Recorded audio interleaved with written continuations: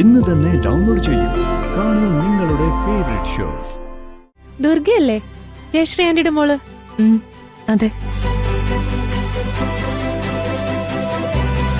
ദുർഗേച്ചിയെ കാണാൻ നല്ല രസമുണ്ടല്ലോ. സത്യം പറഞ്ഞ കല്യാണ പെണ്ണിനേക്കാളും സുന്ദരി ചേച്ചിയാ. ഇവളിവിടെ നിന്ന് പോയ ഇവിടുത്തെ കാര്യങ്ങളോ? അത് ഞാൻ പോയിട്ട് വരാം. അതിന് നീ ആരാ?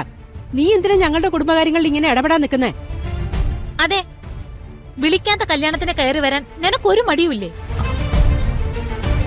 ആര് പറഞ്ഞു വിളിക്കാത്ത ചടങ്ങിനാ കിരൺ വന്നേന്ന്? ഞാൻ കിരണിനെ ക്ഷണിച്ചിരുന്നല്ലോ.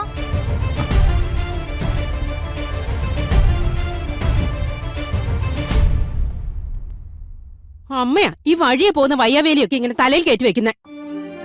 മതി, നിർത്ത്. കിരൺ പോയി വാങ്ങിച്ചിട്ട് വരട്ടെ. അതുകൊണ്ട് ഇവിടെ ഒന്നും സംഭവിക്കാൻ പോകുന്നില്ല.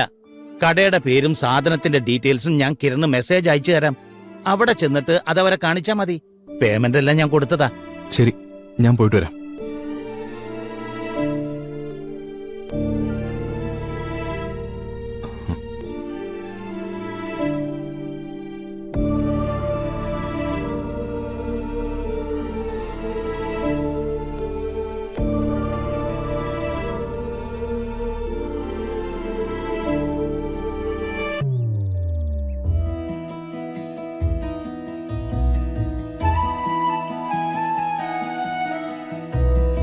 പൂർണിമയുടെ സാരി കൊള്ളാലോ.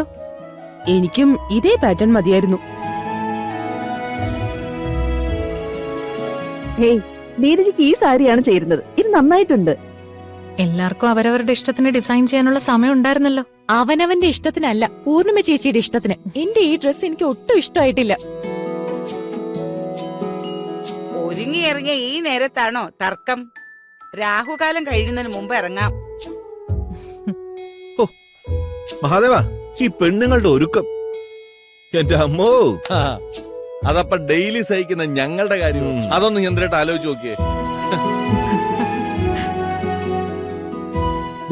ടൈമാവുന്നു, ഒന്ന് വണ്ടി കയറ്. പൃഥ്വി കണ്ടില്ലല്ലോ. പൃഥ്വി, പൃഥ്വി. അതെ അതെ അതെ, അല്ല അത് പറഞ്ഞ പോലെ തന്നെ. ബാക്കി ഞാൻ അവിടെ വെച്ചിട്ട് ചെയ്യാമല്ലോ. നോക്കിട്ട് നമുക്ക് എന്താന്ന് വെച്ചാൽ ചെയ്യാം. Okay okay. ആരാ പൃഥ്വി ഫോണില്? ഫ്രണ്ട്സാ. ഒരു മിനിറ്റ് ചേച്ചി, ഞാൻ എന്താ വരാം. വേണ്ട, ഇനിയിപ്പൊ സംസാരിക്കാൻ പുറത്തൊന്നും പോണ്ട. അല്ലെങ്കിൽ തന്നെ ഇപ്പൊ ലേറ്റ് ആയി. നീ ഫോണിങ് തന്നെ. ചേച്ചി അത്യാവശ്യം, ഇപ്പൊ വരാം. നിന്നോട് ഫോൺ തരാനാ പറഞ്ഞു. ചേച്ചി, ഞാൻ ഫംഗ്ഷൻ കഴിഞ്ഞ് തിരിച്ചു തന്നോളാം. ഇത് എന്ത് കഷ്ട പൂർണിമേ. എന്റെ മോനെ നീ ഇങ്ങനെ ചങ്ങലിക്കിടാതെ അവന് കുറച്ച് സ്വാതന്ത്ര്യം കൊടുക്ക്. പൂർണിമ പറയുന്ന ശരി. ഫംഗ്ഷൻ കഴിയുന്നതുവരെ പൃഥ്വിയുടെ ഫോൺ പൂർണിമയുടെ കയ്യിൽ തന്നെ ഇരിക്കട്ടെ. അതെ, ഫംഗ്ഷന്റെ സമയത്തെ വേറെ ഒരു ഡിസ്റ്റർബൻസും ഉണ്ടാവാൻ പാടില്ല. സമയം പോന്നു, എല്ലാരും വാ, വണ്ടി കയറി നിങ്ങള്. വാ വാ, അല്ലെങ്കിൽ തന്നെ ലേറ്റ് ആയി ഇപ്പൊ തന്നെ.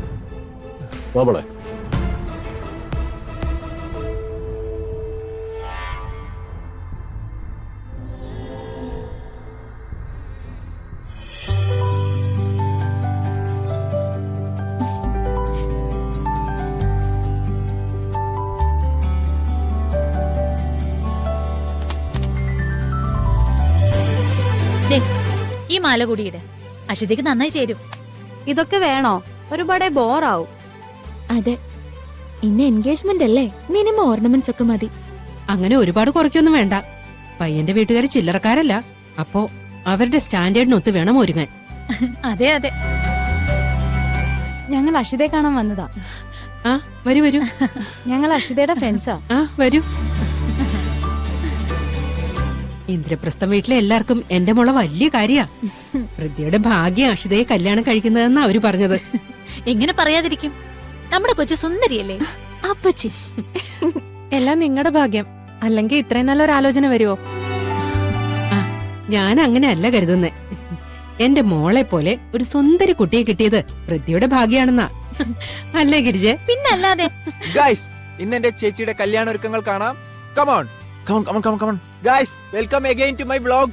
ഗൈസ്, ഇവിടുത്തെ ഒരുക്കങ്ങളൊക്കെ നിങ്ങൾ കാണുന്നുണ്ടല്ലോ ഗൈസ്. ഇവന്റെ ചാനലാ. ഗൈസ്, ദേ കല്യാണ പെണ്ണ് റെഡി ആയിരിക്കാണ് ഗൈസ്.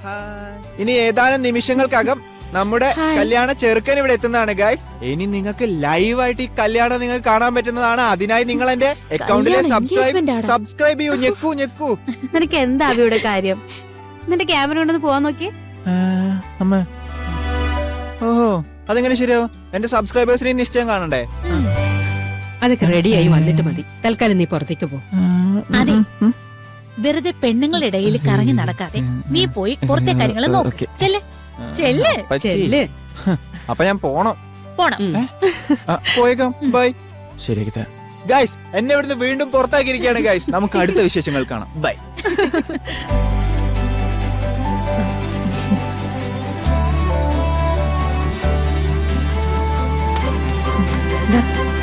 ദുർഗയല്ലേ ജയശ്രീ ആന്റിയുടെ മോള്? അതെ. ദുർഗേച്ചിയെ കാണാൻ നല്ല രസമുണ്ടല്ലോ. സത്യം പറഞ്ഞ കല്യാണ പെണ്ണിനേക്കാളും സുന്ദരി ചേച്ചിയാ. അമ്മേ ഒന്നിങ്ങ് വന്നേ. എന്താ മോളെ? സുഖല്ലേ? ഈ നാശത്തിന് ഇവിടുന്ന് പറഞ്ഞു വിടുന്നുണ്ടോ? ഇല്ലെങ്കിൽ ഞാൻ ഇവിടെ പോവും. നീ ടെൻഷൻ ആവാതെ അവളുടെ കാര്യം ഞാൻ നോക്കിക്കോളാം. മോളെ നീങ്ങി വന്നേ, ഒരു കാര്യം പറയട്ടെ. വാ, ഇപ്പൊ വരാം. കൊഴപ്പൊന്നുമില്ല, നീ ഇവിടെ ഇരുന്നേ. ഇരിക്കി.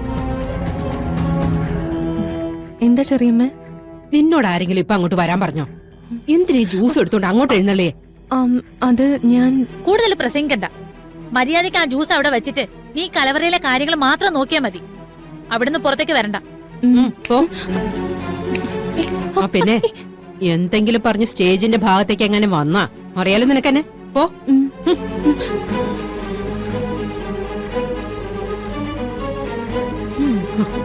വാ.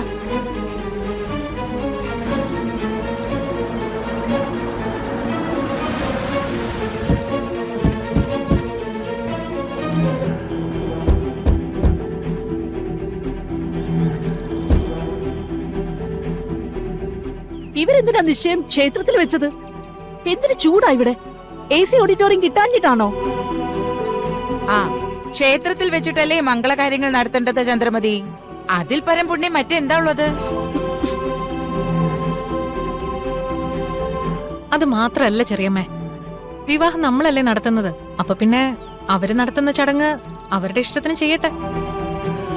അഷിതയുടെ അമ്മയ്ക്ക് ഇവിടെ വെച്ച് നടത്തണമെന്ന് എന്തോ നേർച്ചയുണ്ടെന്നല്ലേ പറഞ്ഞത്? എന്ത് നേർച്ച? ഇത് വെറുതെ കാശ് ലാഭിക്കാൻ കാണിച്ച ബുദ്ധിയാ. അത് ശരിയാ, എനിക്കും അങ്ങനെ തന്നെയാ തോന്നുന്നത്. നിങ്ങൾ രണ്ടുപേരും എന്തിനാ വെറുതെ കുറ്റം കാണുന്നേ? ആ, നേർച്ചയുടെ പേരിൽ അല്ലെങ്കിൽ പോലും മംഗളകാര്യങ്ങൾ ക്ഷേത്രത്തിൽ വെച്ച് നടത്തുന്നത് നല്ല കാര്യം തന്നെയാ. അത് മാത്രമല്ല, എന്തിനാ വെറുതെ ആഡംബരം കാണിച്ച് കാശ് കളയുന്നേ? ഈ കല്യാണത്തിനും അതുമായി ബന്ധപ്പെട്ട ചടങ്ങിനും ഉപയോഗിക്കുന്ന പൈസ വല്ല ബിസിനസ്സിലും ഇൻവെസ്റ്റ് ചെയ്താലേ എന്ത് ലാഭമായിരിക്കും അറിയോ? മതി, ഇതൊക്കെ നമുക്ക് പിന്നീട് സംസാരിക്കാം. ഇപ്പൊ നമുക്ക് അകത്തേക്ക് പോവാം. അതെ, അവരെല്ലാം നമ്മളെ കാത്തിരിക്കുകയാണ്. പൃഥ്വി, ഇന്ന് നിന്റെ ലൈഫിലെ പ്രധാനപ്പെട്ട ദിവസാ. മറ്റൊന്നും ചിന്തിച്ച് ഈ ദിവസത്തിന്റെ സന്തോഷം കളയണ്ട. ഏയ്, ഞാൻ ഹാപ്പിയാണ് ചേച്ചി. വാ, അകത്തേക്ക് പോ. നിങ്ങൾ പോയിക്കോ. സഹദേവട്ടന്റെ പേരിൽ ഒരു അർച്ചന ഒഴിപ്പിച്ചിട്ട് ഞാൻ വന്നോളാം. ഓ, വാ.